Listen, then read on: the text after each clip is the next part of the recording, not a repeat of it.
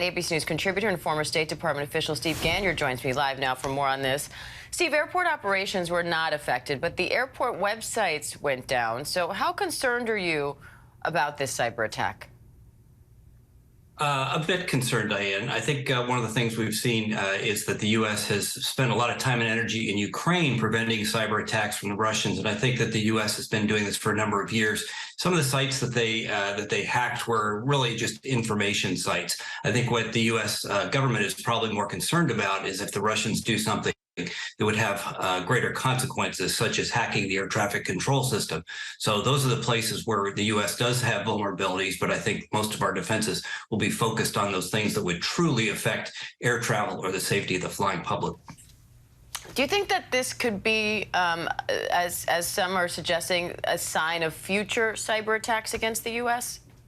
Yeah, the future will be a cyber war, and cyber war has been going on actually for a few years. Some of our greatest adversaries, such as Iran and North Korea, are quite good at it. In fact, the Iranian or the North Korean regime keeps itself in rolling in dough and in cryptocurrency because they're able to hack and steal not only money from bank accounts but cryptocurrencies. The Iranians are very, very aggressive, particularly against the Israelis with their cyber warfare. So it's another form of warfare. And there are parts of the U.S.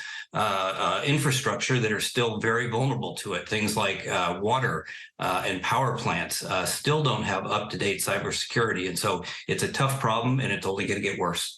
Right now, Steve, there's no evidence that this was ordered by the Kremlin, but officials do believe it was launched by a Russian group. How hard is it to find out exactly who was behind this? It's quite difficult, but there are actually several companies that have made quite a nice living out of doing the cyber forensics that's required to figure out who does these attacks. So several of these companies have actually, by the end of the day, gotten down to who does it. And in most instances, Diane, what we're seeing is surrogates. So particularly in China, in North Korea, they may be civilian groups that are being paid by the government, but they have very defined groups, and they know who the individuals are within these groups eventually. But they are almost always surrogates, so that countries such as Korea or North Korea and China can keep their fingerprints off of any cyber attacks.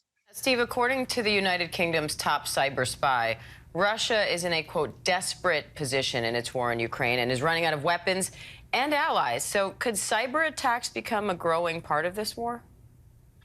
They could, but I frankly think that the U.S. has done a really good job of getting out in front of the cyber attacks in Ukraine. And so what we've seen out of the Russians has not been terribly impressive. So they may be holding some capabilities in reserve, maybe some sort of a worm or some sort of a Stuxnet-like attack. But the U.S. has been spending a good amount of money. They're using actually Ukraine as sort of a cyber battlefield testing area, and U.S. industry has really stepped up. So it's something that obviously is quite concerning, but we have had the Ukrainian war to help us think about how to better prepare for cybersecurity. All right, Steve Gagner, we appreciate the analysis as always. Thank you.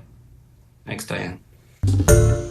Hi, everyone. George Stephanopoulos here. Thanks for checking out the ABC News YouTube channel. If you'd like to get more videos, show highlights, and watch live event coverage, click on the right over here to subscribe to our channel. And don't forget to download the ABC News app for breaking news alerts. Thanks for watching.